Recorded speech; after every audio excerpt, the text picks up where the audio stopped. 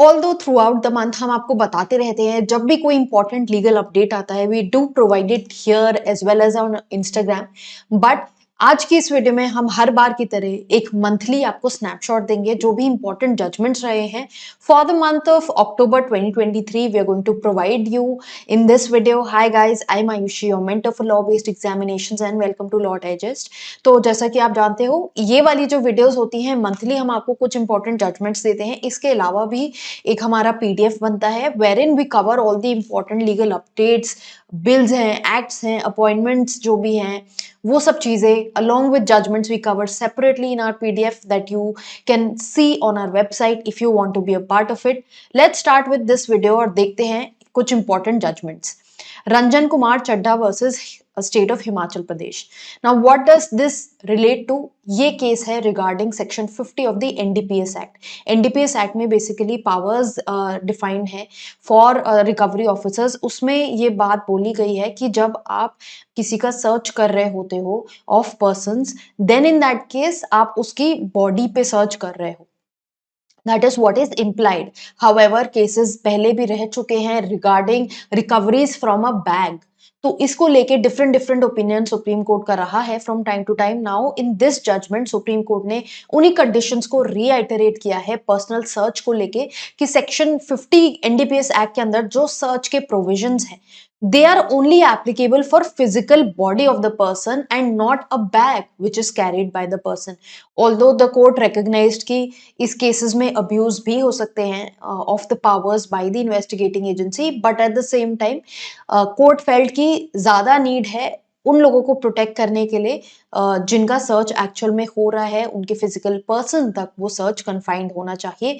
That is what the court has said here. इस judgement की जो डिटेल्स है वो भी हमने ऑलरेडी प्रोवाइड करी हुई हैं on YouTube community post, Instagram. So if you want to read the judgment in detail की और क्या कंडीशंस आई हैं कोर्ट की तरफ से, वो आप जाकर देख सकते हो। Then moving forward, CB Thomas versus Somani ceramics limited. अब यहाँ पर बात करी गई है सेक्शन 138 जो नेगोशिएबल इंस्ट्रूमेंट एक्ट के डिसऑनर ऑफ चेक वाले केसेस होते हैं। तो उसमें क्या होता है, जब कंपनीज इन्वॉल्व होती हैं तो लाइबिलिटी किस पे आती है?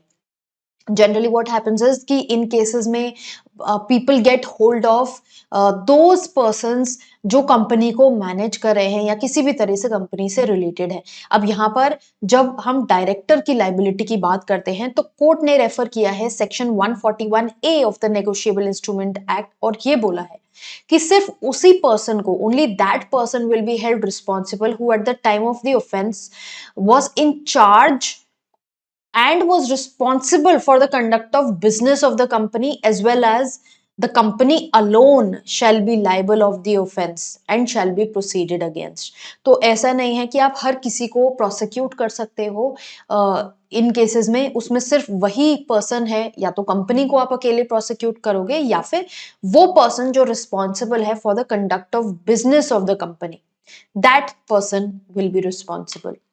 Then doctor Nirmal Singh Panesar versus Mrs Paramjit Kaur Panesar, एक बहुत इंटरेस्टिंग केस मैंने ऑलरेडी ये डिस्कस किया था इंस्टाग्राम पे भी, जहां पर हमने देखा था कि there was a woman who was 82 year old and उसके जो हस्बैंड है ही was seeking a divorce at that age and she wanted to be with that person and she said that despite the fact कि इतनी atrocities हुई हैं और children की तरफ भी हस्बैंड का कोई सपोर्ट नहीं रहा है, even then she said that she does not want to die a divorcee, she does not want to die with that tag, although अब प्रेजेंट टाइम्स में ये चीजें इतनी ज्यादा कोई टबू नहीं है, इट्स वेरी ओपनली एक्सेप्टेबल।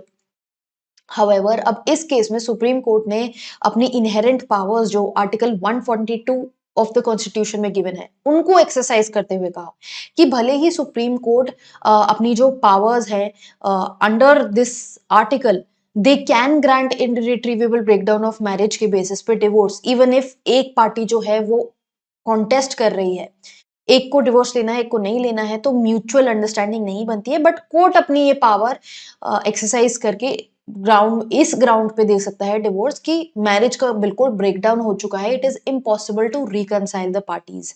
अब कोर्ट ने ये बोला इस केस में कि क्योंकि अब यहाँ पर जो सर्कमस्टेंसेस ऐसे हैं वो इस तरह के हैं, the lady is very old and she has some concerns, the court said कि इसको हम एक स्ट्रेट जैकेट फॉर्मूला में नहीं कर सकते हैं। ये जो पावर है कोर्ट को बहुत ही कॉशन और केयर के साथ एक्सरसाइज करनी है। And here the court said कि क्योंकि मैरिज को बहुत पायस माना जाता है, इस केस को स्पेशली कंसिडर करते हुए court did not grant divorce.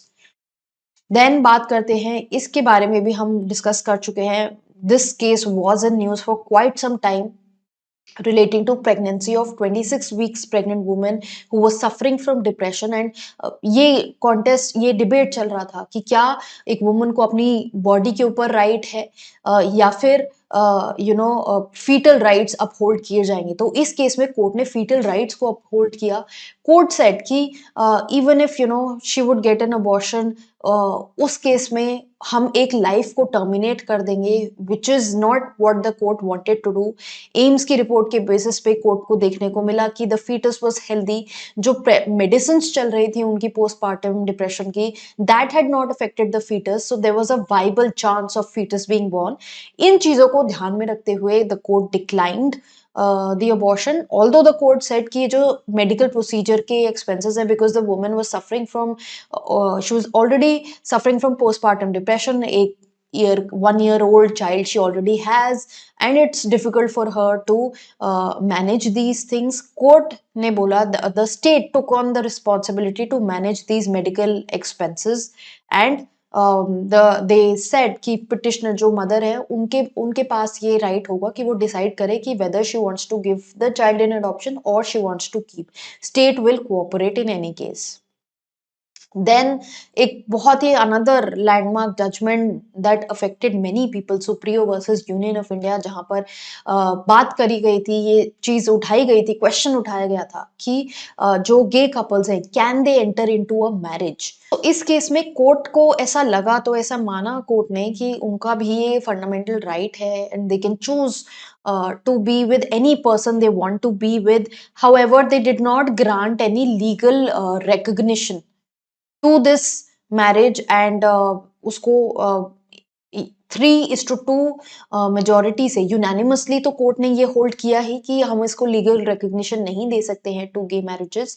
However, adoption की जब बात आती है फॉर क्वियर कपल्स की वो क्या उनके पास राइट है टू अडॉप्ट और not, then in that case वो अडॉप्शन राइट भी डिक्लाइन कर दिया गया बाय 3:2 मेजोरिटी, जहां पर जो जजेस इन्वॉल्व थे, जस्टिस डी वाई चंद्रचूड़ जो सीजेआई हैं, justice S K Kaul, justice Ravindra Bhat, justice P S Narasimha and justice Seema Kohli, ये 5 जज constitutional bench, because it's obviously a matter of constitutional importance. तो ये इशू में ये जजेस प्रेजेंट थे। साथ साथ कोर्ट ने ये भी बोला कि जो हेट्रोसेक्सुअल रिलेशनशिप्स होते हैं उसमें उनके पास राइट है, ट्रांसजेंडर पर्सन्स के पास, that they have a right to marry under their personal और statutory laws.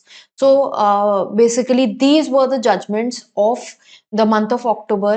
In case you want to get to know more judgments, you want to stay updated with all the legal news of the particular month, जो भी सारे months हैं आपके examinations के लिए, अगर आपको चाहिए आप website पे जाके देख सकते हो। We are providing you with a PDF and you can enroll for that. Further ऐसी और updates के लिए to stay legally updated, अभी जैसे आप केसेस देखोगे बहुत इंपॉर्टेंट केसेस थे which we already covered in YouTube shorts, Instagram reels, Instagram post as well. तो आप मेक श्योर करो कि आप चैनल को फॉलो कर रहे हो, सब्सक्राइब किया हुआ है, and also follow us on Instagram for such updates.